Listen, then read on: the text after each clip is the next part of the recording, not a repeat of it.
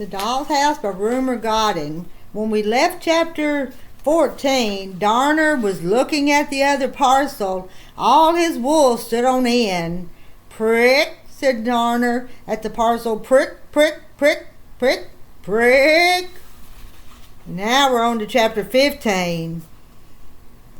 At the moment Darner barked at the parcel, the Plantagenet family were all in the post office that Emily had set up on the table. Apple was playing with the scales. Bertie was tinkling the telephone. It had a bell, and Bertie liked the sound of it. She wondered if a musical box sounded like that. Toddy had told her about musical boxes, and she often longed to hear one. Toddy was looking at the postcards. Mr. Plantagenet was trying not to wish that they would all go away and leave him alone with it. As Darner barked, Toddy remembered the other parcel, and for no reason that she could put a name to, she found herself wishing and wishing and wishing that Emily would put them all back in the house. She must have wished very purpositively, as Emily raised her head and said, "I think they must all go back into the doll's house now." In the house and behind the door. Shut the door, wished Toddy. After all, Mr. Plantagenet wouldn't go to the office on Christmas Day, said Emily. Wouldn't he? Asked Mr. Plantagenet. Wouldn't a postmaster? The postman does, said Charlotte. A postman doesn't go to the office, said Emily. He goes on his rounds. You can't send parcels on Christmas Day. You only get them. I wish you didn't, said Toddy. She felt worried, a little frightened, and a little angry. She felt as if her wood had gone stiff. Charlotte put the Plantagenets tidily back in the house. Apple on the stairs, ready to do somersault. Bertie in her bedroom, with the pink carpet, taking off her hat with the feather.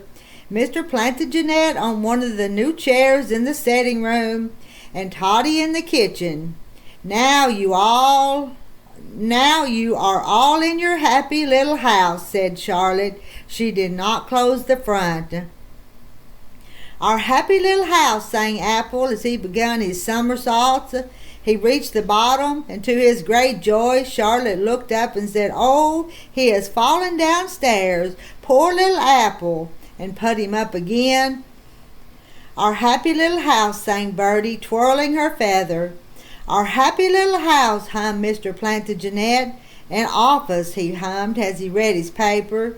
He went on humming, sometimes the holly and the ivy, sometimes peace and goodwill among men. Charlotte had given Toddy the pudding basin tied in a scrap of white muslin, and said she was turning out the Christmas pudding. But Toddy felt too nervous to think about pudding. She could hear Darner in his kennel still saying prick, and Darner never said prick except for danger. Through the open front of the doll's house, Toddy watched Emily undo that parcel. Emily undid the string, and then carefully she unwrapped the paper. It was a small shoebox.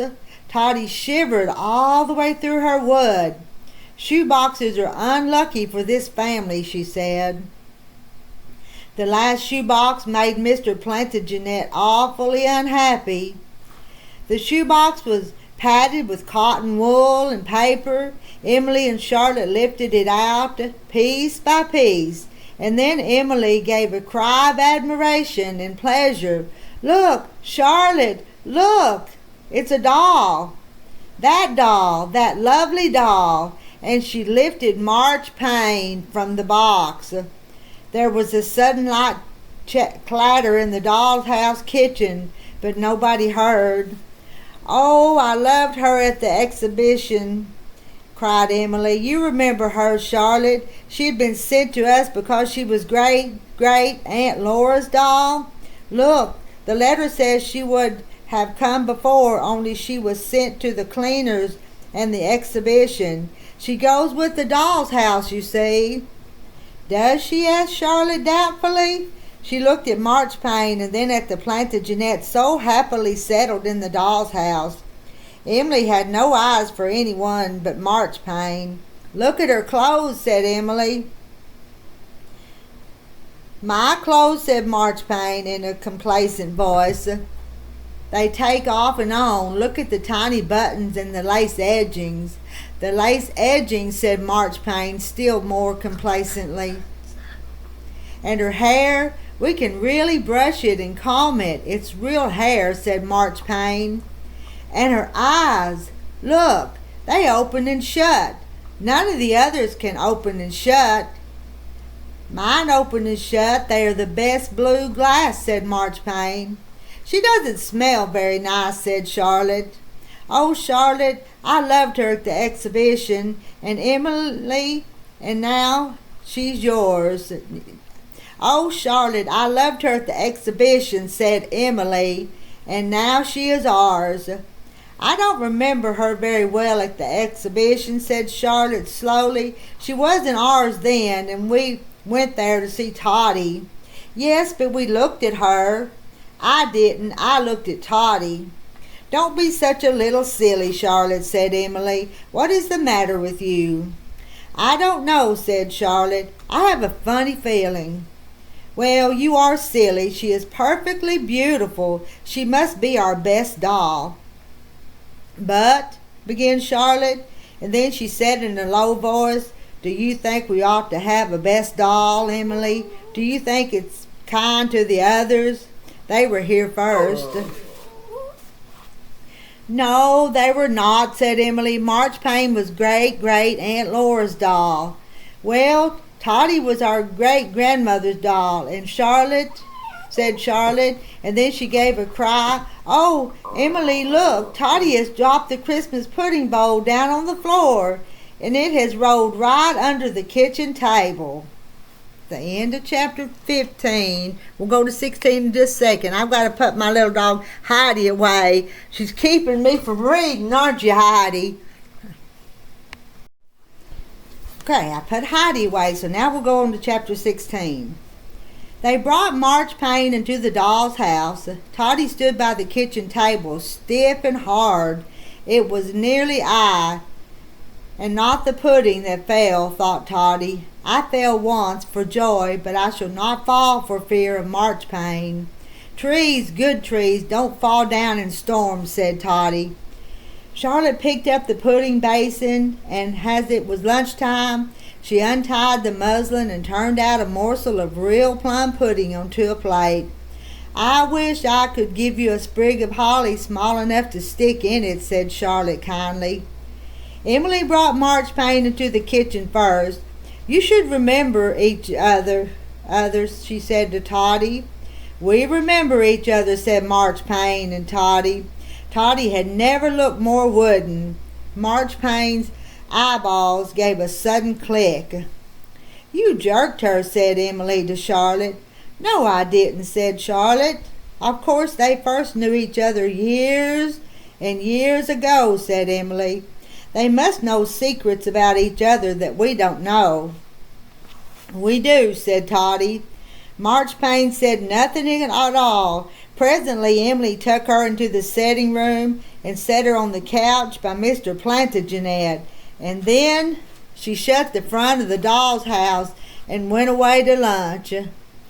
When Mr. Plantagenet saw Marchpane sitting opposite him with her golden hair and blue eyes and white clothes, he was quite dazzled. He dropped his newspaper and stared with both his dark glass eyes. Don't do that, said Marchpane sharply. Don't do what? Stare and stare and stare, said Marchpane. It's very rude. I am sorry, said Mr. Plantagenet politely, but I can't help staring. I suppose they are fixed, said Marchpane, looking at him. Fixed? They don't open and shut. Open and shut? Your eyes, said Marchpane. Take them off me at once. Excuse me, said Mr. Plantagenet, still more politely. My eyes are not on you. They are in me. Faugh, said Marchpane. You should be in the hall, not sitting in a chair. If you sit at all, it should be in the kitchen. "Excuse me," said Mr. Plantagenet again, as he grew more and more bewildered. "Why should I be in the hall and kitchen? Why shouldn't I sit? I'm jointed."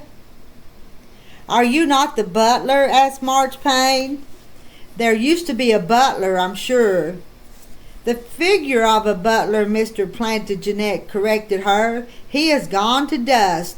"I don't know what a butler is," said Mr. Plantagenet, "but I know I'm not one. I am a postmaster, and besides, I'm the master of this house." "Do you know that carol?" he asked. "God bless the master of this house. God bless the mistress too." "Well, I am the master, and Bertie is the mistress." "That she certainly is not," said Marchpane. "Oh, yes, she is," said Mr. Plantagenet positively. "She isn't. I am," said Marchpane. "You?" asked Mr. Plantagenet. "Oh, no. How could you be? I've never seen you before, and I have seen Bertie. Do you know who I thought you were? I thought you might be the fairy off the Christmas tree. Bertie is always talking about her.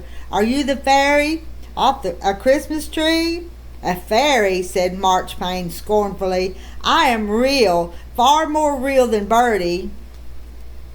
"Does Bertie know that?" asked Mr. Plantagenet anxiously. There was a sudden bump, bump, bump on the other side of the wall.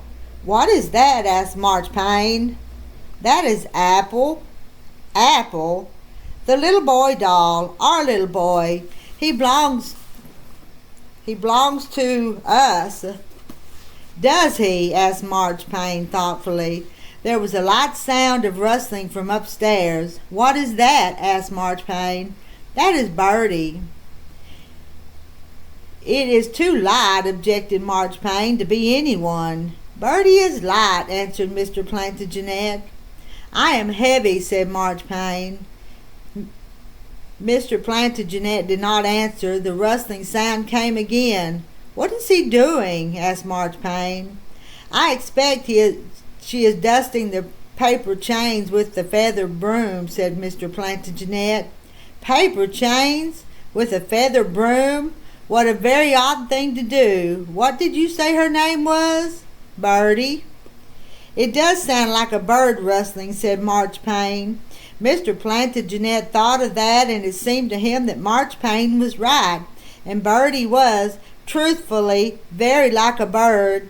A small light bird with thin legs and bright eyes. One that goes for short flights, thought Mr. Plantagenet. One that collects bits of things to make its nest. Yes, Bertie in her bedroom, busy with her private affairs. Twig after twig was very like a bird building its nest. "I like to hear her," answered Mr. Plantagenet, and his voice sounded as if he were smiling. "I wish you would stop her." "Oh, no," said Mr. Plantagenet. "I shouldn't like to disturb her." "I shall disturb her," said Marchpane. "But you wouldn't, you couldn't," cried Mr. Plantagenet in alarm. "Why not?" asked Marchpane.